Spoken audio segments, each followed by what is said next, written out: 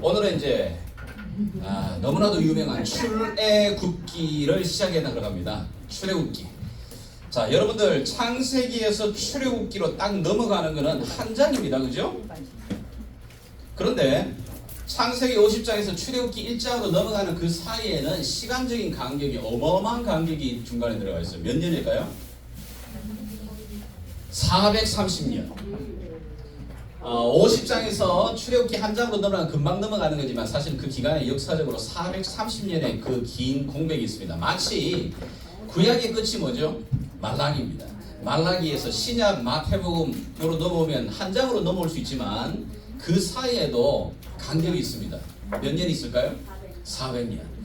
이 참 재미나잖아요. 이 그처럼 신구약 중간기 400년이 있듯이 출애굽기 1장이 그냥 시작하지만 창세기에서 넘어올 때 430년의 긴 시간이 있게 됩니다. 자, 출애굽기는 모두 몇 장입니까? 50장.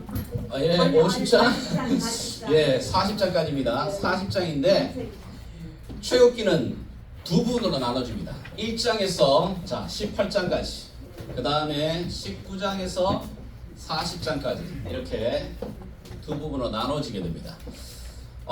이 부분을 제가 여러분에게 종이를 드렸는데요. 이 부분을 좀 가장 쉽게 기억하시는 방법은 산을 하나 그리시면 됩니다. 요 중심을 기준으로 해서 산을 이렇게 하나 이렇게 꺼 놓으시면 됩니다.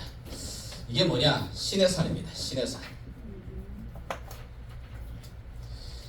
자, 창세기 1장에서 18장까지는 뭐냐면 출애굽을 한 백성들이 시내산까지 가는 이야기입니다. 사실은.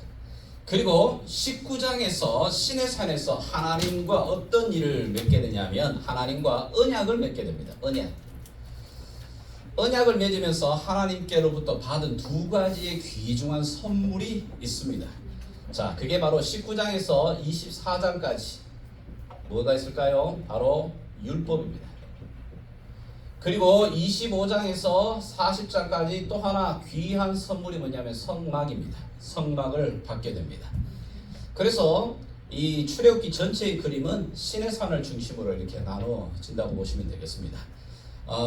우리가 이제 흔히 아는 출애굽기의 과정에 대해서 조금 이제 요즘 고고학적으로 많은 이야기가 있습니다. 지난주 여러분들 지도 그리는 거 기억나시죠? 예, 배 앞머리 그리시고 난 다음에 여기 뭘 하나 그린다고요? 돼지, 족발 하나 그리시고, 자, 여기 홍해라고 했습니다. 이 홍해가 좀 그런데요. 자, 여기가 갈릴리, 요단강, 핫도그 한번 보는 거 사이입니다. 원래는 출애굽 이스라엘 백성들이 머물렀던 여기 고센 땅에 오늘 봤던 바로가 유대 백성들, 그러니까 요셉의 자손들, 야곱의 자손들에게 준 땅이 뭐라고요? 람셋. 여기에서 출발을 하죠. 출발을 해서 이제 보통 전통적으로는 홍해를 건너서 시내산이 이쯤에 위치해 있습니다. 이 시내산에 도착하는 이야기를 합니다. 그러나 요즘 이제 고고학적으로 보게 되게 되면 이쪽이 아니라 아마 이렇게 시내산을 간 이야기를 또 하는 경우가 있습니다. 여기에 대해서는 이제 많은 또 고고학적인 또 발굴이 있어야 되는데 어쨌든 그 시내산까지 도착하는 게 1장에서 18장까지 이야기입니다. 자, 그런데 출애굽기 1장을 탁 피게 되게 되면 1장에서 4장까지는 모세라고 하는 이야기가, 모세에 대한 이야기가 계속 등장하게 됩니다. 모세의 이야기가 1장부터 4장까지 다뤄지게 되는데요. 왜 그럴까? 자, 여러분이 아시다시피 모세라고 하는 사람의 이름의 뜻이 뭐죠? 예, 물에서 건져내다. 이름 자체가 이미 벌써 출애굽기를 설명하고 있는 겁니다. 출애굽이라는 엑스더스라고 하는 게 뭐죠? 탈출을 시키는 겁니다. 구원시키는 겁니다. 마찬가지로 모세의 인생 자체가 물에서 건짐을 받은, 구원함을 받은 인생의 이야기입니다. 그래서 모세를 알게 되면 출애굽기를 가장 쉽게 빨리 이해하게 됩니다. 좀 쉬운 얘기로 이렇습니다. 여러분, 임진왜란을 이해하는 방법은 여러 가지가 있습니다. 임진왜란에 대한 역사를 우리가 공부하는 방법은 여러 가지지만 대부분 우리가 쉽게 임진왜란을 가장 재미나게 공부하는 방법은 이순신 장군에 대한 이야기를 쫓아가면 됩니다. 이순신 장군 이야기를 쫓아가면 임진왜란의 그 주변에 걸쳐 있는 모든 이야기가 같이 얽혀 들어가잖아요. 마찬가지로 모세의 이야기를 많이 보게 되면 하나님이 모세를 다듬어 가시는 모습이 마치 이스라엘 백성들을 다듬어서 구원해 가시는 모습을 똑같은 모습으로 많이 보여지게 됩니다. 자, 모세 이야기가 1장에서 4장까지 전해지게 되는데, 자, 여러분이 아시다시피 모세가 자, 2장 5절을 보시게 되게 되면 성경을 여러분 펴놓고 보겠습니다. 모세를 갈대 상자에 담아서 나일강에 띄워보내지 않습니까? 그죠? 갈대 상자. 그 갈대 상자라고 하는 그 의미가 히브리어 말로 말하게 되면 테바라고 하는 똑같은 단어인데, 그 단어가 어디에 쓰이느냐 하면 노아 홍수 때 방주, 하나님이 방주를 만들어라고 말할 때 그 테바 똑같은 말입니다. 참 재미나죠. 성경에 보면 그 노아의 홍수 때에 그 구원함을 주었던 그 방주처럼 모세의 그 광주리 갈대 상자도 모세를 구원해냅니다. 마치 방주가 여러분 뭐죠? 모터가 없어요. 그리고 방향키도 없습니다. 그냥 하나님이 이끌어가는 대로 가게 되어 있는 겁니다. 갈대 상자도 마찬가지입니다. 그냥 나일강에 띄우는 겁니다. 이게 어디로 갈지 어떻게 알아요? 그런데 하나님은 놀랍게도 그 모세의 단계에 있는 갈대 상자를 누구에게로 인도해요? 바로의 공주에게도 딱 인도를 하잖아요. 기가 막힌 얘기죠. 자, 그런데 모세를 이렇게 하나님이 부르시는데 모세의 인생에 대한 이야기인데, 모세가 어려서부터 어머니 유모로서 자기 친어머니에게서 자라잖아요. 그러다가 그 젊을 때 혈기가 넘쳐가지고 자기 동족들을 위해서 살아보겠다고 막 하다가 어쩌다가 살인을 저지르게 되고 도망자의 인생이 되어지게 됩니다. 그리고는 미디안 광야에 가서 그가 40년 동안 정말 완전 뭡니까 이제 목동으로 지내죠. 그러다가 하나님이 그를 부르시는 사건이 바로 출애굽기 3장에 나오게 됩니다. 3장을 보게 되게 되면 우리가 잘 아는 것처럼 중요한 이야기가 나오죠. 모세야 모세야, 내가 선 땅은 거룩한 땅이니 뭘 하라고요? 신을 벗어라. 왜 그러실까? 우리 하나님이 우리 코리안이신가? 왜 너 신발 벗고 들어와 이런 형식인가?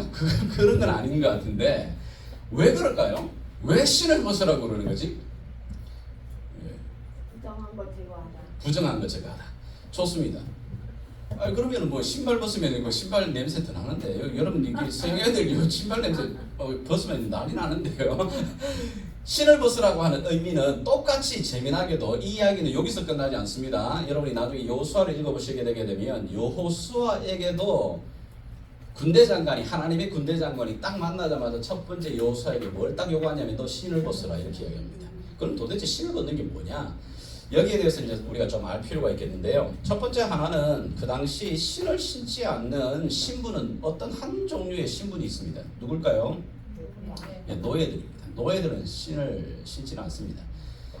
그러니까 사실은 그런 신분을 이야기를 하는데, 그보다도 더 좋은 의미는 뭐냐면 여러분 룻기 4장 6절에서 7절을 또 한번 찾아 읽어주시면 좋겠습니다. 자, 룻기 가겠습니다. 성경 룻기 4장 6절에서 7절 누가 한번 찾아서 읽어주시면 되겠습니다. 큰 소리로 읽어주십시오. 시작. 그리고 물을 자가 이르되 나는 내 기업에 손해가 있을까 하여 나를 위하여 물으지 못하노니 내가 물을 것을 내가 물으라 나는 물으지 못하겠노라 하는지라.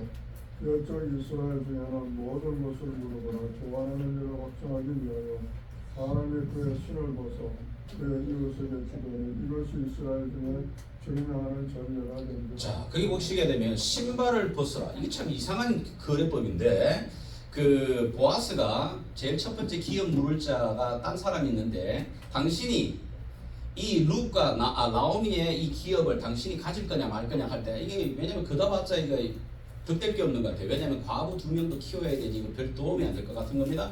그래서 나 안 하겠다 그러니까, 그래? 그러면 당신의 권리를 포기하겠다는 걸 증명하는 방법으로 뭐냐면 자기 신발을 벗어가지고 건네는 겁니다. 내 권리를 어떻게 해요? 포기한다는 겁니다. 내 권리를 당신한테 넘겨준다는 얘기가 되는 겁니다. 그러니까 하나님께서 얘야 네가 선 땅은 거룩한 땅이니 내 발에서 신을 벗으라 라는 말은 이제부터 네 권리를 내게 넘기라는 얘기입니다. 야, 이게 참 이제 모세가 출애굽기를 시작할 때 하나님이 첫 번째 요구하시는 건데, 이게 전체적으로 흘러가는 주제입니다. 자, 보십시오. 그런데 우리가 잘 알듯이 하나님이 직접 나와가지고 야 신을 벗어, 네 권리를 네 핸들을 내게 넘겨 이제 라고 하는데 모세가 예스 안 합니다. 몇 번이나요? 성경을 읽어보시면 3번이나 안 합니다. 감히 간땡이가 뭐지? 하나님이 말하는데 여러분이 만약에 하나님 앞에 지금 하나님이 불꽃 같은 눈으로 팍 나타났는데 얘야 이제는 내가 너의 주인이 되어주마 네 인생의 핸들을 나에게 넘겨라. 이거 얼마나 좋은 이야기예요. 그런데 모세는 감히 쉽게 예서라고 하지 않아요. 왜 그럴까요? 그가 젊어 40대 때 내가 하나님 위해서 열심히 한번 최선을 다해보겠다고 자기 민족 구원해보겠다고 열심히 돈을 들어가지고 일을 저질렀을 때 그때는 안 도와주고 그때는 자기가 권력도 있었어요. 힘도 있었어요. 지혜도 있었어요. 젊음도 있었습니다. 짱짱하게 나갈 때는 안 도와주고 지금 나이 80이 넘어가가지고 이게 다 아무것도 없는 지금 와가지고 내가 너의 주인이 되어주마. 권리를 넘겨라. 싫습니다. 그때나 도와주지 지금 뭐 하시는 거예요? 원치 않는 겁니다. 짜증나는 겁니다. 원망스러운 겁니다. 그래가지고 감히 하나님이 그렇게 말하는데 놀랍게도 여러분이 성경을 읽어보시면은 하나님이 마지막에는 화를 내십니다. 화를 낼 때까지 모세가 버팅기는 겁니다. 이 대단한 강심장이에요. 제가 봤을 때는 감히 하나님 앞에 3번 이렇게 거부하는 인물을 성경에서 못 만나요, 여러분. 그만큼 모세는 완고했는데 하나님의 강권적인 것으로 그가 하나님의 부르심을 받고 나가죠. 여러분 이게 참 놀랍습니다. 그런데 이런 모세입니다. 이 모세의 성질이 제가 봤을 때 진짜 괴팍합니다. 왜 그러냐고요? 나중에 하나님의 율법을 받고 난 다음에 밑으로 내려왔더니 금송아지 막 사건이 벌어질 때 모세가 어떻게 합니까? 십계명 하나님께 직접 받았는데 그걸 깨뜨려버려요. 열받았다고. 이게 제 생각에는 요즘 이야기하게 되게 되면 이게 뭐지? 그 정신분석적으로 관리받아야 될 사람이에요. 그거에 기나지 안 하고 자기들이 세운 금송아지를 다 빠셔가지고 가루를 만들어 어떻게 하냐면 아무리 그래도 금가루 마시는 건 좋은 건데 그걸 막 마시게 만들어버리는 야, 이 사람은 정말 성질이 제가 봤을 때는 좀 한가닥 하는 사람입니다. 그런데 성경은 놀랍게도 나중에 이 모세가 하나님 손에 다듬어져서 그의 인생의 말년에 민수기 12장 3절에 뭐라고 말하죠? 모세의 온유함이 모든 지면에 있는 사람보다도 성하더라, 뛰어나더라. 하나님 그렇게 다듬어가시는 거예요. 놀랍습니다. 근데 그 모세의 그 부르심의 사건 속에서 이미 앞으로 펼쳐지게 될 이스라엘 백성의 출애굽의 이야기가 고스란히 사실은 들어와 있는 겁니다. 자, 근데 이제 출애굽의 이야기의 시작은 다시 넘어와서 우리 2장을 보시게 되게 되면 자, 2장 23절부터 25절까지 누가 한번 읽어보시겠습니까? 자, 출애굽기 2장 23절에서 25절. 자, 누가 읽어주십시오. 주저하지 마시고 읽어주십시오. 왜 이렇게 부끄러움이 많으시나요? 여러 해 후에 애굽 왕이 죽었고 이스라엘 자손은 고된 노동으로 말미암아 탄식하며 부르짖으니 그 고된 노동으로 말미암아 부르짖는 소리가 하나님께 상달된지라. 하나님의 그 길에 고통 소리를 들으시고 하나님이 아브라함과 이삭과 야곱에게 준 그의 언약을 기억하사 하나님이 이스라엘 자손을 돌보셨고 하나님이 그들을 기억하셨더라. 출애굽의 시작은 이스라엘 백성들의 부르짖음이라고 하시면 안 돼요. 출애굽의 시작은 뭐냐면 하나님이 뭘 기억하시느냐? 언약을 기억하시면서 시작합니다. 무슨 언약을 기억했을까요? 이게? 그럼요, 여러분이 받는 것처럼 창세기 15장에 아브라함에게 언약하셨던 아브라함의 그 언약, 그리고 이삭과 야곱에게 하셨던 그 언약, 그 언약을 기억하셔서 이제 때가 되매 하나님께서 출애굽 그 놀라운 구원의 과정을 펼치십니다. 근데 그 펼치시는 그 과정에 하나님이 첫 번째로 도구로 쓰는 사람이 바로 그 모세라고 하는 사람을 먼저 들어 쓰는 겁니다. 여러분 출애굽의 이야기는 우리가 영화로도 너무너무 잘 알아요. 쉽게 봐도 지금도 여러분 쉽게라는 영화를 보면 기가 막힙니다. 너무 잘 만들었어요. 솔직한 이야기로. 근데 그 이야기를 잘 아는데 의외로 출애굽기는 잘 안 읽혀집니다. 전반부 요까지는 읽다가 뒷장으로 넘어가면 여러분 출애굽기 진짜 읽어보신 분들은 아시겠지만 뒷부분도 읽어나면 여기서 다 나답해집니다. 출애굽기 못 읽습니다. 끝까지 읽어나가서 별로 없어요. 왜? 요떡 들어가게 되게 돼. 뭐 가는실, 꼰색실, 끼었다가 깨었다가 꾸몄다가 이 뭐한 얘기야? 이러면서 그냥 끝나버리는 이야기가 출애굽기 같은데요. 정말 중요한 메시지를 담습니다. 왜냐고요? 출애굽기의 이 이야기는 오늘날 우리 안에 구원받은 백성들을 이끌어 가시는 하나님의 그 구원의 모습을 가장 잘 보여주는 사건이고 그림입니다. 우리가 좀 더 살펴보겠지만은 나중에 홍해 사건에서 한번 그걸 직접적으로 보겠습니다. 이게 오늘날 우리가 무슨 사건이 있는가를 보겠습니다. 자, 하나님께서는 언약을 기억하심으로 그 가운데 특별히 그 하나님의 도구를 사용하시기 위해 모세를 부르십니다. 그 완고하고 강심장이던 모세를 부르셔가지고 하나님은 마침내 자기의 백성들을 구원시키시기로 결정을 하시게 됩니다. 자, 그리고는 모세가 이제 바로 앞으로 가게 되죠. 바로 앞에 가서 내 백성을 보내라. 근데 여러분이 아마 그 장면들 읽으실 때에 분명히 말합니다. 모세는 하나님께서 내 백성들을 약속한 땅으로 가서 예배하게 하기 위해서 내 백성을 보내라고 하신다. 이렇게 분명한 메시지를 보냅니다. 메시지를. 자, 그렇지만 여러분이 잘 아는 대로 이게 강심장이죠. 바로도 만만치 않은 또 강심장입니다. 여러분들이 좀 아시다시피 바로라는 말은 그 이름이 아니죠. 바로 또는 파라오라고 말할 때는 이건 왕이라는 뜻입니다. 쉽게 말하면 이집트의 왕의 이름을 바로 또는 파라오라고 말하는 겁니다. 뜻은 뭐냐면 태양신의 아들이라는 뜻입니다. 자, 그래서 바로가 도대체 몇 명 나오는 거야? 가 아니라 바로는 그냥 뒤에 붙이는 호칭과도 같은 의미입니다. 자, 그런데 바로에게 가서 내 백성을 보내라 그러니까 만만하게 보내주겠습니까? 얼마나 좋은 노동인군데 이걸 한꺼번에 보내주겠어요? 그리고는 결국은 하나님께서 이 애굽 땅에 이스라엘 백성들에게도 확실하게 각인시키시기 위해서 우리가 잘 아는 대로 출애굽기 우리가 알고 있는 대로 7장부터 11장까지 무슨 이야기가 나오죠? 10가지 재앙이 나옵니다. 자, 10가지 재앙. 여러분 뭐죠? 저는 어렸을 때 이렇게 외웠습니다. 피, 개, 이, 파, 악, 똑, 우, 흑, 장 이렇게 외웠습니다. 이제 앞머리죠? 피, 개구리, 이, 파리, 악질, 독종, 우박, 메뚜기, 흑암, 장자의 죽음 뭐 이렇게 외웠습니다.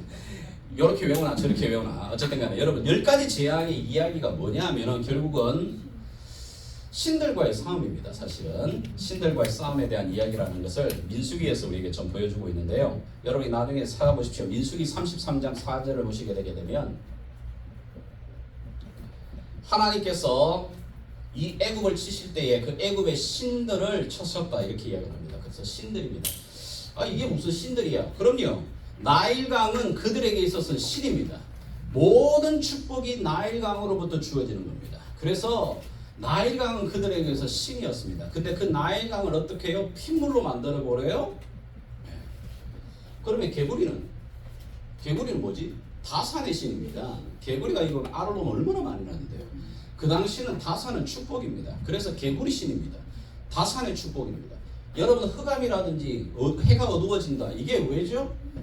여러분 애굽이라는 것은 바로 태양을 섬기는 태양신의 아들 태양입니다. 태양은 신입니다. 근데 그 태양신 자체가 어둠이 되어버려요. 그 신 자체를 무력화시킨다는 이야기가 되는 겁니다. 곡식입니다. 곡식과 소를 섬기는데 여러분 메뚜기가 와가지고 다 초토화시킵니다. 악질로서 완전 짐승들이 다 죽어나갑니다. 마지막에 장자의 죽음. 바로가 뭐라 그랬어요? 태양신의 아들입니다. 그런데 바로의 아들은 그러면 신의 아들인데 신의 아들이 죽어버려요. 그럼 뭐예요? 그러니까 신들과의 싸움의 이야기가 사실은 10가지 재앙의 사실 본질적입니다. 근데 10가지 재앙을 여러분들이 읽으실 때 중요한 것은 거기서 반복되는 문장이 있다는 겁니다. 그 반복되는 문장을 여러분들이 놓치지 말고 읽으셔야 되는데 그 가운데 10가지 재앙 중에 가장 반복되는 이야기가 뭘까요? 첫 번째 뭐랄까요? 이 10가지 재앙 중에 특별히 하나, 둘, 셋, 넷, 네 번째 이상, 5번째 여기서부터는 이 이집트와 이스라엘 백성이 구분되기 시작합니다. 여기서 하나님께서 너희들을 구별하십니다 라고 하는 이런 단어를 쓰시는데요. 이때부터는 구별이 되기 시작합니다. 근데 재앙을 주시는데 모세의 입을 통해 전해주는데 그 재앙은 모세가 전한 것처럼 여호와의 말씀과 같더라 이 문장이 딱 나오게 되고, 두 번째는 이 재앙을 주시는 목적이 나옵니다. 이유가 나옵니다. 그게 뭘까요? 자, 여러분들 이제 9장 핵심 구절에도 있습니다만 누가 한번 9장 14절 16절을 한번 읽어주시겠습니까? 자, 9장 14절 16절. 내가 이번에는 모든 재앙을 놓아 내 신하와 내 백성에게 온 천하에 나와 같은 적 없음을 내가 알게 하리라. 내가 손을 펴서 돌림병으로 너와 내 백성을 쳤더라면 내가 세상에서 끊어졌을 것이나 내가 너를 세웠으면 나의 능력을 내게 보이고 내 이름이 온 천하에 전파되게 하려 하였음이니라. 아멘. 자, 거기 보면 계속해서 여러분이 그 문장을 보시게 되면 이 재앙을 통해서 내가 여호와인 줄 너희는 알게 될 거다. 내 같은 자가 없음을 너희는 알게 될 거다. 그러니까 뭐냐면 이들이 섬기고 이들이 알았던 신들이 아닌 하나님 여호와 하나님이라는 그 분이 유일하다라고 하는 것을 알려주는 겁니다. 그러면서 뭐라고 하죠? 이 모든 일들을 통해서 내 이름이 온 천하에 알려지게 될 거다. 이 이야기를 하십니다. 이 이야기가 나중에 이루어집니다. 이스라엘 백성들이 출애굽을 하여서 나중에 가나안 땅에 들어가게 될 때 이미 뭐냐면 여리고 전투를 하기 전에 여리고 성 안에 있던 기생 라합이 뭐라고 말하는지 아세요? 당신들이 이미 여기로 오기 전에 당신들의 신이 애굽에 어떤 재앙으로 이기셨는지 이미 소문이 여기까지 다 퍼져가지고 모두가 두려워 떨고 있나이다. 이렇게 얘기해요. 하나님의 신의 그 이름의 정평이 이미 확 퍼지게 나가는 일을 하나님 하시겠다는 이야기입니다. 자, 그런데 그러면 한 번만에 끝내보지 왜 10번이나 계속 반복을 하지? 아니 끝내보지 아닙니까? 경상도 한 방에 경상도 하면 한 방에 조지쁘지 왜 그거를 10번까지 가는 걸까요? 왜 그렇지? 하나님 능력이 약해서 점점 가야 되는가? 힘을 받으시는 건가? 한 방에 하실 수 있잖아. 근데 왜 10번까지? 더군다나 더 재미난 건 뭐냐면 바로의 마음을 강팍해 하셨다. 누가요? 하나님이. 이거 뭐지? 병 주고 약 주는 건가? 하나님 이랬다 저랬다 마음대로. 이거 뭐지? 이게 성경을 읽다가 이제 이런 데 조금 나다빠지는 분들 좀 몇 분 계십니다. 이게 참 별것 아닌데 그런 분들 왜 뭐야 이거 하나님은 뭐지? 바로의 마음을 왜 강팍하게 하는 거야? 왜 그러실까요, 여러분? 물어보겠어요. 물론 한 번에 끝내실 수 있어요. 그런데 이 기간을 통해서 이스라엘 백성들에게도 그렇고 애굽의 사람들에게도 완전하게 각인을 시킵니다. 우리가 알잖아요, 여러분. 인생이 한만에 돌아서지 않습니다. 여러분 자녀를 키워보시면 한 방에 됩니까? 몇 번이고 조져야 되는데 반복인데 그걸 10번이나 반복을 하시는 겁니다. 반복을 하시면서 그래도 또 강팍하게 되고 강팍하게. 그러니까 그런 겁니다. 이제 말로 해서 안 될 때는 어때죠? 때려야 되는 겁니다. 한두 번 바로 가서 말로 해가 안 되거든. 그러니까 이제 주먹이 처음에는 한 번 나갔다가 또 일어서네? 더 세게 나갔다가 마지막에 못 일어서니 그냥 완전 카운트 펀치 나가는 겁니다. 그 카운트 펀치가 나가는 데까지 하나님 점점 크레센더를 시켜 나가시면서요. 하나 더 놀라운 것은 뭐냐? 그 속에서 철저하게 선택한 이스라엘 백성들을 구별시켜 나가시는 장면을 우리가 만나게 됩니다. 자, 그런 10가지 재앙들을 우리가 좀 보면서요. 좀 재미난 것은 우리가 이제 기억해야 됩니다. 나중에 제가 은혜 받고 났더니 그놈의 바로가 바로 나네. 이런 생각이 들었습니다. 그 바로가 바로 나 여기 있어요. 진짜 정말 완고합니다. 우리도 한 방에 하나님 조지시면 돌아오면 얼마나 좋겠어요? 안 돌아와요. 그걸 나중에 우리가 또 봅니다만은 하나님 어떻게든 그렇게 10가지 재앙. 근데 10가지 재앙의 마지막 12장. 자, 12장의 마지막 10번째 재앙의 중요한 장자의 죽음을 앞두고 하나님이 제정하시는 게 바로 12장의 중요한 유월절 사건이 나오게 됩니다. 자, 유월절은 6월달에 일어난 사건이 아니고 6월 그래가 6월달에 일어났나? 그게 아니고 이스라엘의 달력으로는 6월절이 바로 1월달이 되는 겁니다. 1월이 됩니다. 자, 근데 6월은 우리가 잘 아는 더 Passover, 넘어간다라고 하는 의미를 가지고 있는데, 자, 6월절이 도대체 왜 그렇게 중요한 건가? 우리가 한번 성경을 좀 찾아보면서 나가겠습니다. 고린도전서 5장 7절에서 8절 누가 한번 읽어주시면 좋겠어요. 자, 고린도전서 5장 7절에서 8절.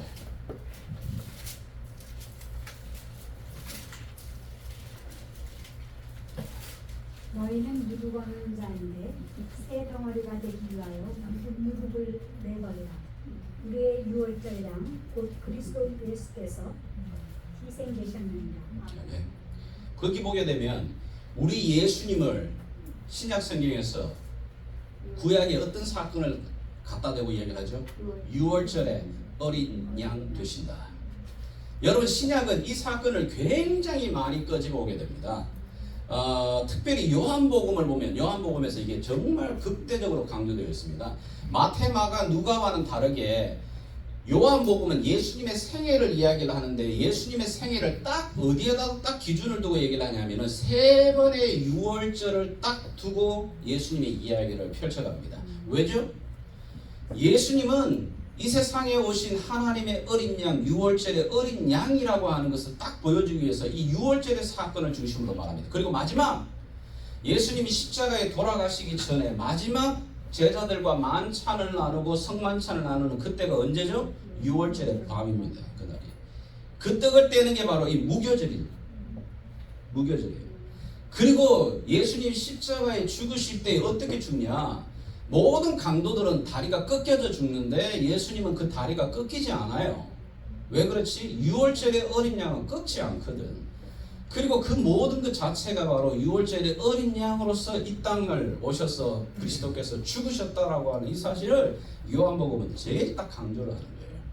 그래서 구약의 십자가 사건이라고 말할 때는 단적으로 바로 6월절 사건입니다.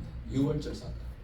자, 이 6월절의 사건이 그만큼 중요한 건데, 이 6월절의 사건에는 보게 되면 무교병, 소위 말해서 이제 떡을 먹는데 거기다가 누룩을 넣지 않는 겁니다. 이스트를 안 넣는 겁니다. 저도 이렇게 도넛 베이크를 해봤는데요, 진짜 이스트를 딱 여러분에게 물어보죠. 이스트를 넣는 게 맛있을까요? 안 넣는 게 맛있을까요? 넣은 게 당연히 맛있습니다. 넣으면 말랑말랑하게 이게 부풀어 올라가지고 얼마나 맛있는데, 근데 이스트를 누룩을 안 집어넣으면 어떻게 됩니까? 딱딱합니다. 근데 그만큼 어떻게 합니까? 부풀기 전에 먹는 겁니다. 그러니까 부풀어올 시간도 없이 어떻게 해요? 바로 먹는 겁니다. 바로 갖고 그냥 튀어나가는 겁니다. 구원이라는 사건이 그런 겁니다. 구원은 갑작스럽게 일어납니다. 어느 순간 내가 예상하지 못한 순간 갑자기 구원이 찾아온다는 겁니다. 근데 이 누룩은 또 나중에 성경을 보게 되면 죄를 이야기합니다. 그래서 죄를 멀리하는 것, 누룩이라는 표현을 쓰는데, 어쨌든 이 무교절 이야기는 바로 구원의 사건은 굉장히 순식간에 일어납니다. 그렇지만 또 점진적입니다. 자, 6월절을 성경은 굉장히 강조를 많이 합니다. 여러분이 출애굽기를 읽어보시게 되면 너희가 6월절을 지켜라, 이걸 5번이나 이스라엘 백성이 에게 명령하십니다.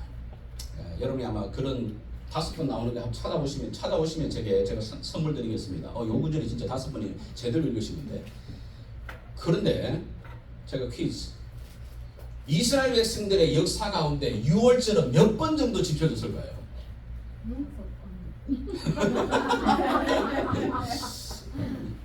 여러분이 이제 구약의 히스토리를 앞으로 배워가시겠습니다만은, 하나님이 정말 강조를 하셨어요. 너희는 이것은 여호와의 절기니, 여호와의 절기라고 말해요. 사람이 만든 절기가 아니라 여호와가 정한 절기니, 이 절기는 너희 규례대로 대대로 너희 자손들이 지켜야 할 절기니라. 이걸 지켜라, 지켜라, 지켜라 말하는데 놀랍게도 그래 많이 안 지킵니다. 참 이상하죠. 잘 못 지킵니다. 언제냐 우리가 좀 살펴보겠습니다만은, 마지막에 성막을 짓고 난 다음에 그 신의 산에서 머무는 그때 한 번, 그리고 마지막에 여호수아가 마지막에 요단강을 건너면서 여리고 평지에서 한 번, 그 다음에 요단강을 건너 가나안 땅에 들어가서는 여호수아 시대, 사사 시대 한 번도 안 지켜요. 그리고 다윗 때도 안 지켜요. 다윗도 한번 정신없었던 것 같아요. 예. 솔로몬 때 딱 한번 지키다가 그 다음 이후로 왕들이 갈라지고 난 다음에 안 지킵니다. 그러다가 언제? 히스기야 때 돼서 한 번 또 지킵니다. 그러다가 또 안 지키다가 마지막에 언제 때? 요시야 때 아주 좀 제대로 지킵니다. 그래서 유월절을 제대로 지켰다라고 말할 때는 하나님 그때 은혜와 복과 축복을 주시는 때예요. 근데 놀랍게도 이걸 안 지켜요. 이 정말 답답하잖아요. 어떻게 이 인생들이, 근데 그 인생의 답답함이 나 스스로를 볼 때, 읽을 때 느껴집니다. 나 똑같네? 내하고 똑같네? 어떻게 이렇게 내 인생을 여기다 갖다 집어넣었지? 이러면서 이런 생각이 드는데요. 어쨌든 6월절을 그렇게 하나님께서 지키심으로 그 밤입니다. 여호와의 밤이라고 말합니다. 그 밤을 통과하면서 이스라엘 백성들은 마침내 430년 동안 묶여있던 그 쇠사슬을 끊고 자유의 몸으로 나오게 됩니다. 엑소더스 나오게 됩니다. 자, 출애굽을 하여서 그들이 나오게 되면서 건너가는 곳이 어디라고요? 이제 그 다음에 뭘 만나죠? 14장으로 가게 되면 이제 홍해 사건이 나오죠. 14장 정도 가게 되면 자, 홍해 사건. 자, 홍해 앞에서 또 한번 날이 뒤집어지잖아요. 이렇게 이야기를 하면서, 자, 근데 감사하게도 뭐냐면은 홍해의 사건은 단지 옛날에 한 번으로 사건으로 끝나지 않습니다. 이 홍해 사건을 신약은 뭐라고 설명한다고요? 자, 우리가 한번 찾아봐야죠, 그잖아요. 자, 그럼요, 세례 사건인데 우리가 한번 찾아보겠습니다. 자, 고린도전서 10장 1절에서 4절을 누가 한번 읽어주시면 좋겠어요. 형제들아, 나는 너희가 알지 못하기를 원하지 아니하노라. 우리 조상들이 다 구름 아래에 있고 바다 가운데를 지나는 모세에게 속하여 다 구름과 바다에서 세례를 받고 다 같은 신령한 음식을 먹으며 다 같은 신령한 음료를 마셨으며 이는 그들을 따르는 신령한 반석으로부터 마셨으며 그 반석은 곧 그리스도시라. 그러나 그들의 다수를 하나님이 기뻐하지 아니하셨으므로 그들이 광야에서 멸망을 받았느니라. 이러한 일은 우리의 본보기가 되어 우리로 하여금 그들이 악을 즐겨한 것 같이 즐겨하는 자가 되지 않게 하려 함이니라. 아멘. 자, 보십시오. 홍해 사건을 신약으로 해석을 어떻게 하냐면 그건 요즘 우리가 하는 세례 사건이다 이렇게 이야기를 하고 있는 겁니다. 로마서에도 이야기를 하고 있는 겁니다. 세례가 뭐죠? 내가 예수를 믿고 내가 예수로 말미암아 나는 죽고 예수가 살아가는 이 사건이라고 말합니다. 믿음의 고백입니다. 그래서 홍해를 건너면서 이제는 구원을 받았지만 홍해를 건너면서 완전 애국과는 빠이빠이가 되는 겁니다. 이제 노 터닝 백, 돌아서지 않는 겁니다. 이 사건의 경계선이 바로 홍해 사건이에요. 그런데 안타깝게도 첫 세대 이 홍해를 건넜던 사람들이 나중에 다 실패를 해요. 그래서 여호수아와 함께 새로운 제너레이션들이 일어나가지고 가나안 땅에 딱 들어가기 전에 제일 첫 번째 뭘 건너가죠? 요단강을 건너갈 때 보시면 여러분 똑같이 하시겠지만 홍해가 갈라지듯이 요단강이 또 갈라져요. 왜 그렇게 하시지? 그럼요, 이 세대들을 다시 세례 사건에 들어가는 겁니다. 다시 세례 사건. 그래서 이 세례 사건, 홍해 사건이 옛날에 한번 끝난 게 아니고 그 사건처럼 오늘날 우리가 영적으로 세례를 받고 하나님 앞에 들어가는 사건들, 이게 대한 설명이에요. 그래서 이 세례 사건이 굉장히 참 우리가 의미가 있습니다. 세례가 이제 홍해 사건이 일어나고 난 다음에 놀라운 이야기가 있죠. 15장에 우리가 잘 아는 것처럼 하나님 앞에 구원의 승리가 불러지는 모세의 노래가 이제 출애굽기 15장에 나오게 됩니다. 여러분, 이 출애굽기 15장에 나오는 모세 이야기는 아주 중요합니다. 우리가 정말 영적으로 구원받고, 물론 우리가 성령으로 말미암아 내가 하나님 앞에 성령 세례를 받으면서 하나님의 그 친백성된 그 놀라운 감격과 구원의 기쁨을 누렸을 때에 우리 안에서 첫 번째 터져 나오는 게 뭐겠어요? 감사와 찬양과 기쁨 아니겠어요? 그 모든 걸 함축한 게 사실은 바로 이 출애굽기 15장에 나오는 모세의 노래입니다. 모세의 노래는 크게 두 부분으로 나눠지는데 앞에 보시게 되게 되면은 그 노래의 첫 번째는 뭐냐면은 하나님께서 우리를 홍해를 건너서 여기까지 이기셨다. 말과 탄자를 병마를 모두 무찌르신 하나님 찬양할지어라 12절까지 이야기하고 13절부터 마지막까지는 이 하나님이 우리를 약속한 가나안 땅에 들이실 거다. 그 하나님을 찬양할지어다 이렇게 나가요. 그런데 이 모세 이야기가 왜 중요하냐면은 이 모세 이야기가 신약 성경에 또 나온다는 얘기예요. 어디에 나올까요? 자, 가볼까요? 요한계시록으로 가겠습니다. 요한계시록 15장. 자, 여러분이 가보시게 되면 1절에서 4절. 이거 한번 읽어보실까요? (15장)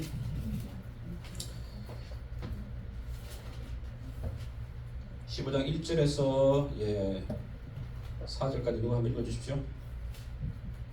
성경책 교회 이렇게 늦어지면 안 또 되는데. 하늘을 크고 이상한 다른 이름을 보며 일곱 천사가 일곱 재앙을 가졌으니 그 마지막 재앙이라 하나님의 진노가 이것으로 마치리로다.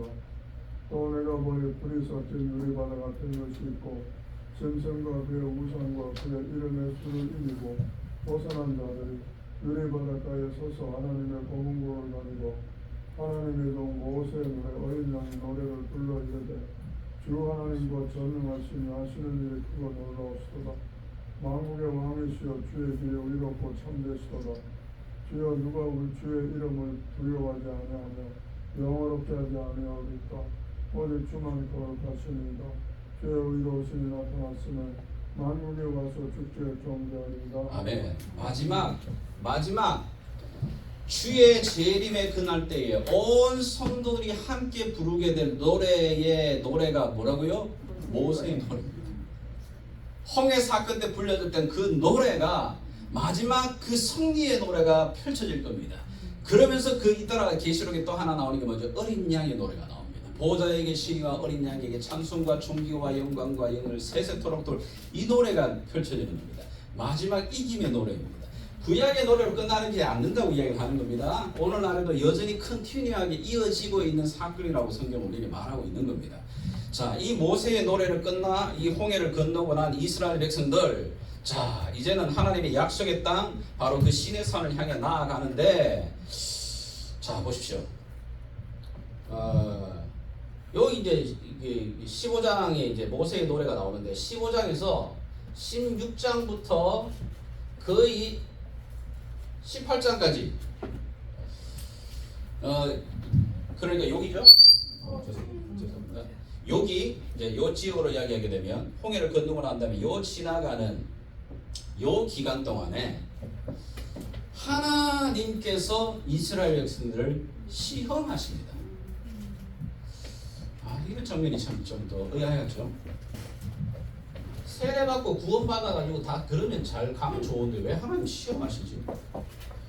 성경을 보게 되면 하나님이 시험하셨다 이렇게 이야기합니다. 어떤 시험의 사건들이 나오죠? 이 시험을 여러분이 오해하시면 안 되는 게 세례받아놨는데 야 너네 이제 구원의 자리로 들어갈지 안 들어갈지 한번 자격을 한번 보자. 자격을 달아가지고 매서 떨어뜨리는 시험이 아니고 그 믿음을 더 분명하게 확실하게 확인하는 마치 리트머스 같은 겁니다. 여기에 이제 어떤 거냐 이게 구분하는. 그래서 너희가 여호와의 규례를 지키는지 안 지키는지를 확인하시고자 하시는 시험을 계속해서 시내산까지 도착하기까지 확인시킵니다. 자, 그 사건들이 우리가 첫 번째 만나는 게 뭐죠? 15장 25절에 어떤 사건을 만납니까? 우리가 잘 아는 쓴물 사건, 마라가 나오죠. 그 마라의 사건을 통해 가지고 막 이스라엘들 원망하고 불평할 때 하나님이 그들에게 뭐라고 하니까 나는 치료하는 하나님이시다. 여호와 라파의 이름을 보여주시잖아요. 그래서 내가 너희를 정말 치료하는 하나님이다. 나를 붙들고 와라 이런 얘기인데 그 놀랍게도 뭐냐면 그런 시험을 잘 통과하고 난 다음에 하나님은 반드시 복 주십니다. 그 다음에 뭐죠? 마라에서 막 물 없어가지고 그렇게 불평하고 났더니 조금 지나가니까 뭡니까? 뭘 만나니까? 엘림을 만나는 겁니다. 엘림이 뭐죠? 오아시스입니다. 오아시스. 조금만 막 불평 참고 갔으면 될 끼인데 막 그 앞에서 막 불평을 다 틀어놓는 겁니다. 바로 조금만 갔으면 될 끼인데 참았으면 될 끼인데 안 참고 막 하다가 하나님 앞에 또 한번 이거 네 꼬라지를 한번 네 수준이 그거밖에 안 되는 거야. 이렇게 이제 조금만 참고 갔으면 거기 엘림을 만나가 거기 보면 막 12 물줄기에다가 막 70 종려나무에다가 그 오아시스 밭이라는 이야기입니다. 조금만 참을 걸. 자, 그러다가 그러면 그걸로 끝나냐면 또 16장으로 넘어가면 사막에서 제일 급한 게 뭐겠습니까? 물 아닙니까? 그 다음에 물 문제가 해결되면 먹는 문제가 또 해결 안 되겠습니까? 왜냐면 한 몇 대쯤 나오게 되게 되면 한 2주 넘어가거든요. 그러면 애국 땅에서 바리바리바리 나오다 보니까 아무리 자기들이 음식 보따리 사가지고 나와도 한 2주 정도 지나고 나면 다 떨어지지 않겠어요? 일단은 먼저 물이 제일 먼저 떨어질 거고, 그 다음에 물 문제 끝나고 나니까 먹는 문제. 또 뭐 이제 그 다음에 이제 먹는 문제 때문에 입이 이만큼 주둥이 튀어나가지고 하나님 원망하다가 모세 원망하다. 그러니까 하나님이 뭘 주신다고요? 만나. 만나의 뜻이 뭐라고요? 월이지. 뭐지 이거? 만나의 뜻이 월이지. 월이지. 뭐야 이거? 자기들이 생전 처음 보는 겁니다. 이렇게. 그리고는 또 하나님께서 이거 만나만 주면 어떡하냐고 맨날 아침도 만나, 저녁도 만나, 점심도 만나, 만나국, 만나탕, 만나 지진, 만나 먹다가 고기 먹어봤으면 그래 고기도 먹어 이러면서 매출하게도 주시고. 자, 어쨌든 그렇게 해서 결국 뭐냐면 하나님이 그 속에서 딱 준행하는 규례를 주십니다. 너희가 만나와 매출마귀를 먹되 안식일이 되게 되면 어떻게? 그 얼마의 일정한 양만 거두어라. 근데 이걸 안 지켜요 또. 정말 다 안 지킨 건 아니고 소수의 몇 명. 항상 무리들 가운데 소수의 그 삐딱한 그 무리들 있지 않습니까? 그 무리들. 하여튼 그 불순종의 모습인데요. 자, 그것을 지나서 마침내 이제 출애굽기 17장으로 가게 되게 되면 어디에 도착하냐면 르비딤이라고 하는 곳에 도착합니다. 우리가 잘 아는 듯이 이제 르비딤에서 두 가지 사건을 만나게 되는데요. 르비딤에서 첫 번째는 뭐냐면은 무리바 사건, 마사 무리바 사건입니다. 또 여기서도 물의 문제로 막 옥신각신하다가 모세가 반석을 쳐서 물이 터져나는 사건이 나오게 되고, 또 하나 후반부에 보게 되게 되면 이스라엘 백성이 출애굽을 하고 난 다음에 첫 번째로 전투하게 되는 아말렉과의 전투 나오게 됩니다.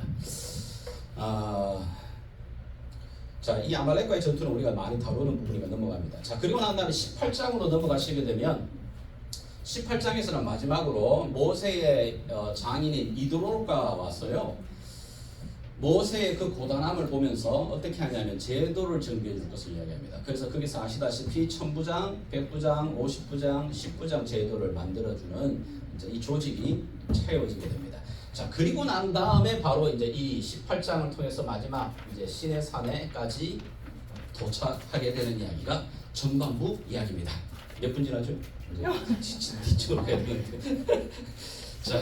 17분 남았어요. 아이고, 예, 빨리 가야 됩니다. 자, 그러면 그다음 후반부 이제 아주 중요한 이야기인데요. 전반부 이야기는 여기서 끝나지만 후반부 이야기가 이 하나님의 목적이 끄집어내는 게 목적이 아니에요. 하나님은 출애굽 자체가 목적이 아니라니까요.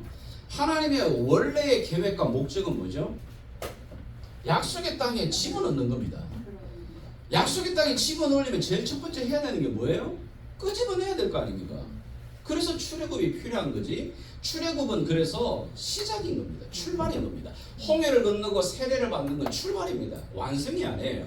여러분이 신앙생활을 해서 내가 정말 내 마음대로 생활하다가 신앙생활을 하겠다고 교회에 발을 들이고 믿음 생활을 하는 것은 시작인 겁니다. 그러다가 세례를 받았습니까? 시작입니다. 출발선에 선 겁니다. 그게 다 꼴이 아닙니다. 근데 아직까지 세례 받고 난 다음에 요단강 그 홍해 바다 밑에서 옆에서 자꾸 낚시질만 하고 안 떠나가는 사람 많아요. 그런 사람들을 향해서 하나님 말씀하시면 나가라고 말하는 겁니다. 그리고 하나님의 기대는 뭐냐면 거기서 나와 어떻게 해요? 약속의 땅을 이끌어 가시는 겁니다. 왜 약속의 땅을 이끌어 가시죠? 그 속에서 하나님 민족을 약속한 땅을 주시겠다는 거거든요. 자, 그 전에 하나님이 바로 시내산에서 아주 중요한 약속을 체결하게 되는 겁니다. 그게 바로 시내산 언약이라는 겁니다. 시내산 언약은 너무너무 중요한데 19장 5절에서 6절까지 자, 출애굽기 모두 다 한번 좀 펴주시면 좋겠어요. 출애굽기 19장 5절에서 6절. 자, 한번 같은 소리로 한번 읽어 나갈까요? 출애굽기 19장 5절에서 6절 있습니다. 시작. 세계가 다 내게 속하였나니 너희가 내 말을 잘 듣고 내 언약을 지키면 너희는 모든 민족 중에서 내 소유가 되겠고 너희는 내게 대하여 제사장 나라가 되며 거룩한 백성이 되리라. 너는 이 말을 이스라엘 자손에게 전할지어다. 자, 여기 아주 중요한 단어가 나옵니다. 이제 제가 이제 자주 쓸 건데요. 제사장 나라. 하나님의 소유된 제사장 나라. 이게 도대체 뭐냐? 하나님의 궁극적인 목적입니다. 그들을 출애굽을 시키신 이유. 그리고 사실은 이 말은 하나님이 아브라함을 부르셔서 아브라함에게 약속하셨던 내가 너로 하여금 복의 통로로 만들어 줄게 라고 하는 그 의미에도 들어가 있는 말인데 바로 이 제사장 나라라고 하는 겁니다. 근데 이 단어가 아시다시피 신약 성경에 그대로 설명이 되어져 있는 게 우리가 잘 아는 베드로전서 2장 9절이잖아요. 자, 베드로전서 2장 9절도 여러분들이 한번 다시 펼쳐 보시면 좋겠어요. 자, 베드로전서 2장 9절. 자, 가보겠습니다. 신약 성경으로 갔어요.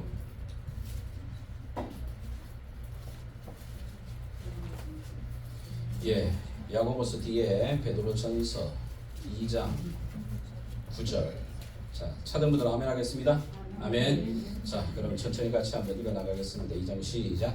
그러나 너희는 택하신 족속이요 왕 같은 제사장들이요 거룩한 나라요 그의 소유가 된 백성이니 이는 너희를 어두운 데서 불러내어 그의 기이한 빛에 들어가게 하신 이의 아름다운 덕을 선언하게 하려 하심이라. 자, 보십시오. 거기 왕 같은 제사장 이렇게 되어 있잖아요. 우리 한글 번역이 좀 아쉬워요. 왕 같은 제사장 이래가지고 진짜 막 왕 같은 뭐 찬란한 그런 제사장인가라고 생각이 좀 해석이 되는데 그게 아니고 영어를 보면 조금 더 의미가 분명하게 설명이 되어 있습니다. 뭐라고 되어 있죠? Royal Priesthood. 왕께 속해 있는 왕의 제사장이라는 겁니다. 뭐 말인지 아시겠어요? 소유가 어디에 있다고요? 왕께 있는 겁니다. 왕이 소유한 제사장이라는 겁니다. 왕께 있는 제사장. 그 왕이 누구예요?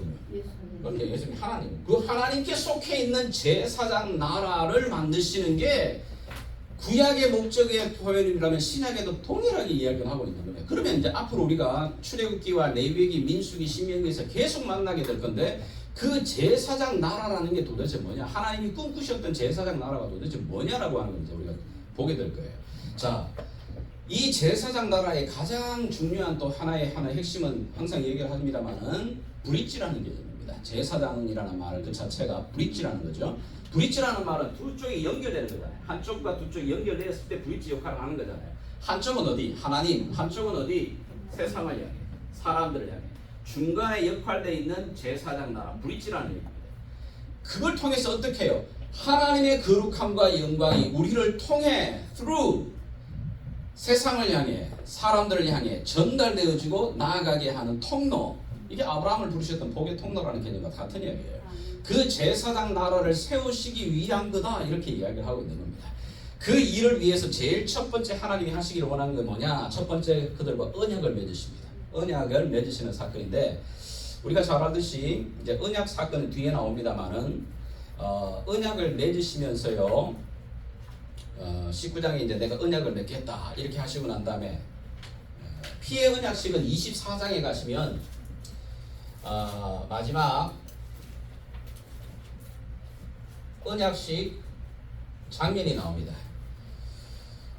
나중에 이제 그 하나님으로부터 받게 되는 율법을 가지고서 주 사이에 두고 짐승의 피를 잡아가지고 언약궤에도 그 율법에도 뿌리지만은 그 피를 제사장 그 사람들에게도 뿌리면서 피 뿌림이 나오죠.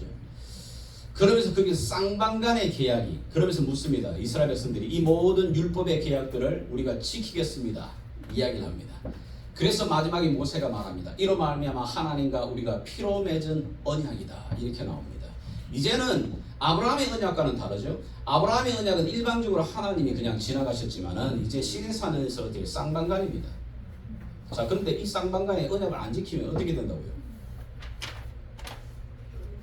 쪼개진다고 그랬잖아요. 죽는다고 그랬잖아요. 핏부림 당한다고 그랬잖아요.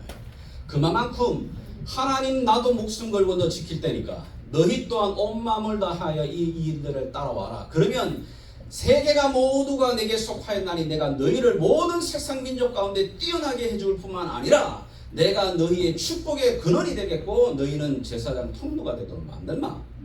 너희가 따라올 건 나만 따라오라는 겁니다. 그죠? 그 이야기의 마지막 언약식이 서로 이루어지게 됩니다. 자, 근데 언약을 체결했지만 그 언약이 도대체 구체적으로 어떤 내용입니까? 어떻게 우리가 지켜나가야 됩니까? 라고 했을 때 하나님이 모세를 통해 직접 새겨주신 게 뭐라고요? 출애굽기 20장에 바로 십계명이라는 겁니다. 십계명. 자, 십계명이라는 것은 우리가 그냥 옛날의 구약의 올드법이 아니고요. 아주 중요한 겁니다. 신약의 모든 우리의 삶의 파운데이션과도 같은 건데 십계명을 이야기를 하게 되면 굉장히 고리타분하게 생각되는데, 자, 십계명에 대한 해설이 사실은 뭐냐면은 신명기입니다. 신명기에 보면 십계명의 모든 걸 하나하나 풀어나가는 겁니다. 자, 근데 십계명 우리가 잘 다는 몰란다 하더라도 일계명이 뭐지? 내 앞에 다른 신을 두지 마라. 자, 이계명은 나를 위해 뭐 어떤 형상이나 뭘 또 만들지도 말고 절하지도 말라. 여러분, 10계명의 1계명과 2계명이 뭘 말하는 것 같아요? 1계명과 2계명 결국 예배 이야기하는 거예요. 예배 이야기입니다.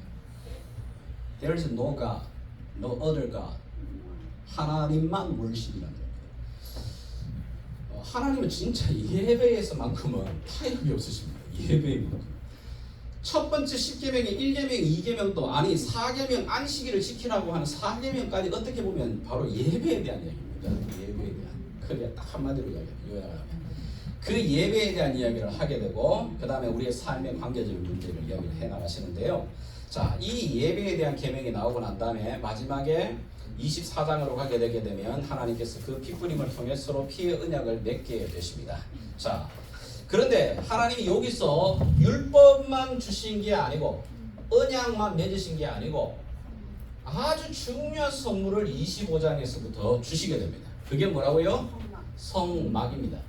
자, 성막이라는 게 도대체 뭐냐? 우리가 이제 좀 대부분의 이제 여기까지는 출애굽기 잘 읽어옵니다. 근데 25장 넘어가면서부터는 출애굽기 굉장히 읽기가 힘들어지기 시작하는 건데 성막이 너무너무 중요해요. 자, 성막에 대한 의미를 우리가 한 군데 짧은데 몇 군데만 좀 찾아보겠습니다. 출애굽기 25장. 자, 8절로 여러분이 가십시오. 지금 저와 여러분이 찾고 있는 구절들은 표시를 해놓으시고 여러분이 읽어 나가실 때도 다시 한번 확인해 보시면 참 좋겠다 부탁을 드립니다. 자, 25장 8절. 자, 누가 한번 읽어 보시겠습니까? 내가 그들 위해 거할 성소를 그들이 나를 위하여 짓되. 그렇습니다. 하나님이 거하실 성소라고 말합니다. 장소라고 말하는 겁니다.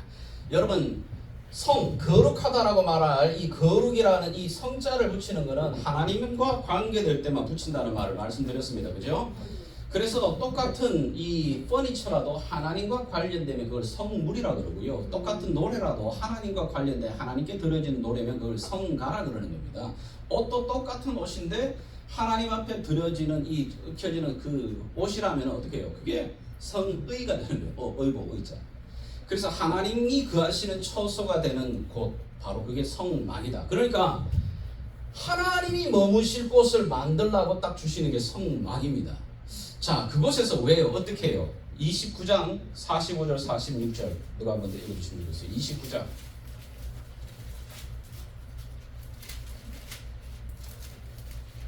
45절 46절.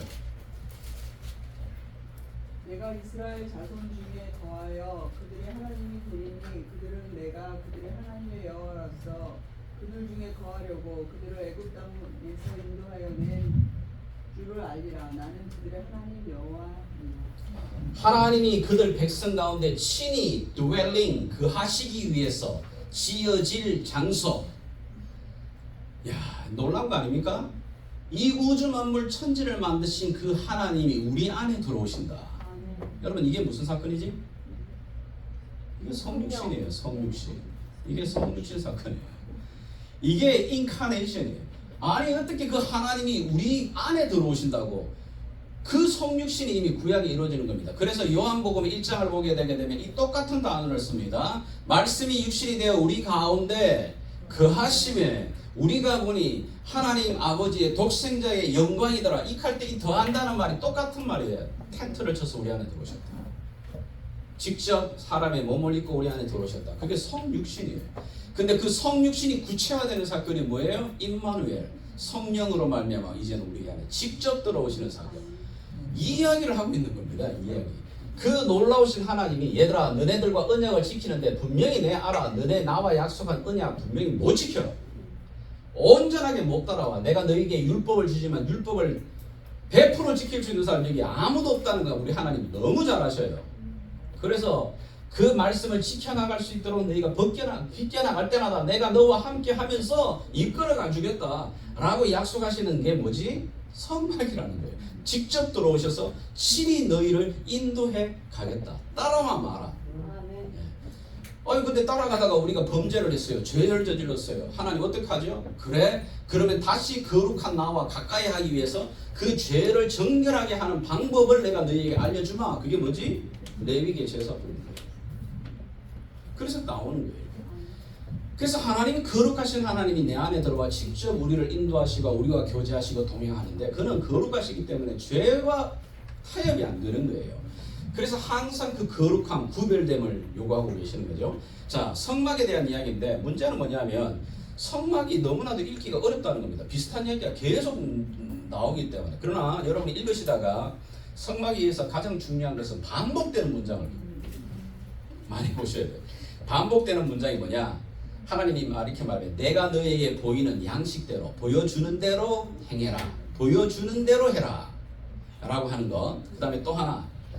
그거보다도 더 많이 나타나는 게 이제 19분이나 나오는 겁니다. 그게 뭐냐? 자, 우리 출애굽기 39장으로 나갑니다. 갑자기 출애굽기 이제 끝으로 갑니다. 지금. 그렇죠? 다 끝나갑니다. 출애굽기 39장. 자, 39장. 자, 43절. 자, 누가 한번 읽어주시겠습니까?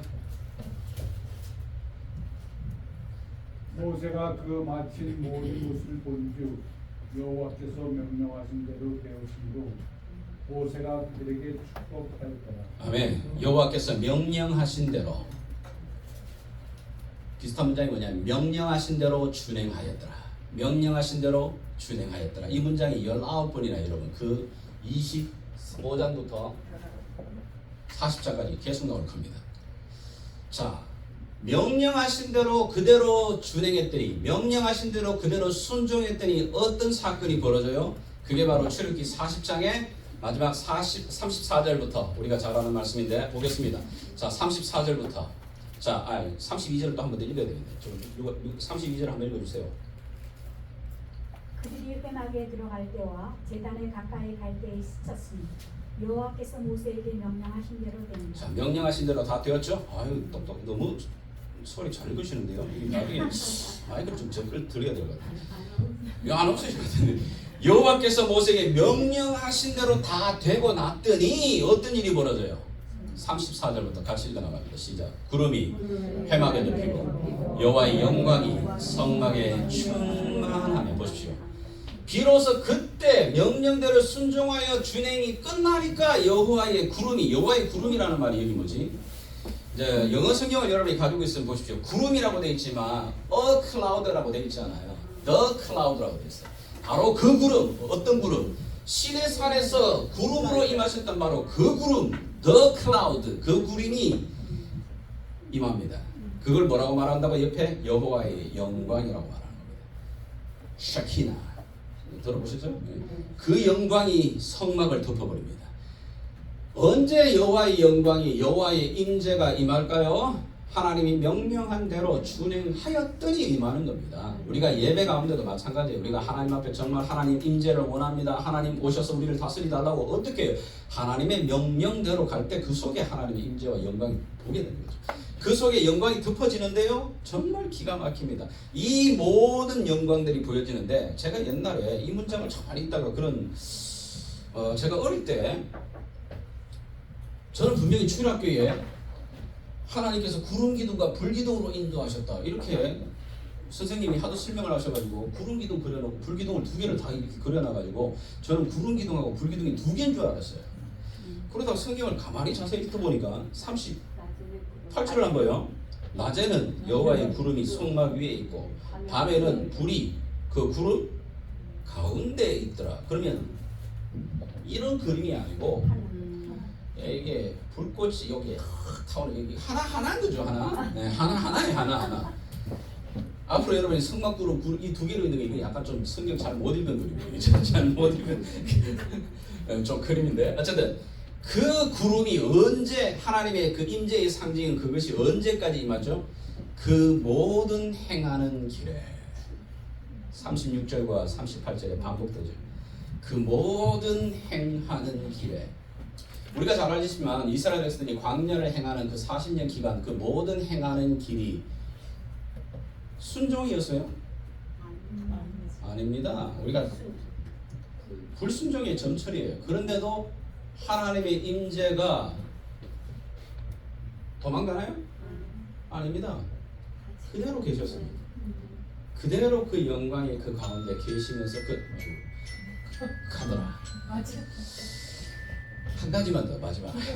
예, 한 가지 이게 중요한데 왜냐하면 이 사건 중에 우리가 배터리 받아야 될 게 뭐냐면 이 성막의 사건을 이어나가다 아주 중요한 사건이 하나 나옵니다. 뭐죠? 중요한 요 사건만 이야기합니다. 32장부터 34장까지 어떤 사건이 일어나죠? 우리가 잘 아는 금송아지 사건. 금송아지 사건이 여기서 꽝 터지는 겁니다. 자 보십시오. 율법을 만들어가지고 언약을 해가 우리가 다 지키겠다고 핏보령 갖고 언약까지 다 지키고 하나님이 그래 나와 너와 함께 하겠다 성막에 설계떡까지 다 받아가지고 다시 모세가 하나님 앞에 그 모든 것을 오하기 위해 시내산에 떡 올라갔는데 그거 안 내려온다고 그 사이에 무슨 사건을 벌여요? 금송아지 만들어가지고 그 절하고 있는 겁니다. 이제 율법 바다가 막 내려오더니 뭔 짓이야 이거 이 사건 터진 거예요. 그러면 궁극적으로 보게 되면 이스라엘 백성들은 율법과 언약을 어떤 거예요? 깨뜨려버린 겁니다. 완전 깨버린 겁니다. 바로 그 앞에다 놓고 다 죽음을 피를 걸어놓고 맹세하겠다 그래놓고 다 깨뜨려버리는 거예요. 그래서 하나님이 진노하시는 겁니다. 우리가 잘 아시겠지만 모세가 그 32장부터 시작해가지고 모세가 이 민족이 죄를 범하였고 더러워졌기 때문에 내가 그들 다 죽여버리겠다 이렇게 하면 너 빼고 다 죽여버리겠다. 그럴 때 뭐라고 하는죠? 모세가 이제 그의 중요한 우리 알고 있는 모세의 중보기도 모세의 중보기도만 좀 살펴봐야겠는데 자 모세가 중보기도를 어떻게 말하고 있습니까? 32장 10절에서 13절 왜냐하면 이 기도가 우리의 기도에 너무너무 중요한 지침이 되기 때문입니다. 출애굽기 32장을 보게 되면 너무 기가 막힌 이야기예요. 어떻게 하나님이 뜻을 돌이키지? 이런 이상한 문장이 나와요. 우리는 하나님은 한번 정하신 건 절대로 뜻을 바꾸지 않는 분 아닌가? 그런데 하나님은 진멸하겠다 그래놓고 모세의 기도를 듣고 난 다음에 하나님이 뜻을 돌이키사 그 뜻을 꺾으셔요. 어떻게? 하나님의 뜻을 꺾는 그런 기도가 있지? 32장 10절에서 13절 어떤 기도일까요? 여기에서 다 보십시오. 누가 한번 읽어보시겠습니까?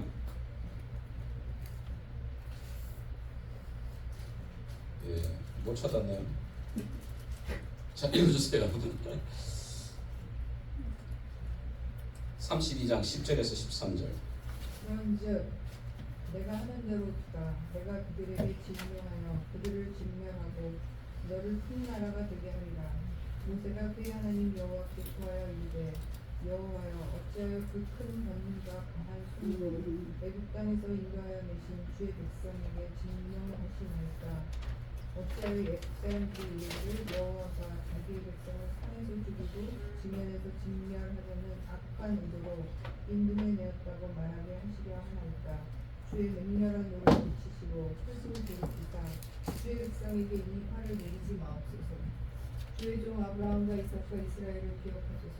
주께서 그들을 위하여 주를 가리켜 맹세하여 이르시기를 내가 너희의 자손을 하늘의 물처럼 많게 하고 내가 허락한 이 온 땅을 너희의 자손에게 주어 영원한 기업이 되게 하리라 하셨나이다.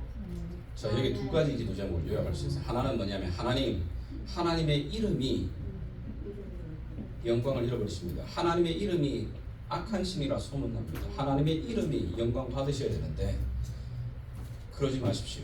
두 번째는 하나님 우리 조상들 아브라함과 이삭과 이스라엘에게 약속하신 언약을 기억하십시오. 이 두 가지를 이야기합니다.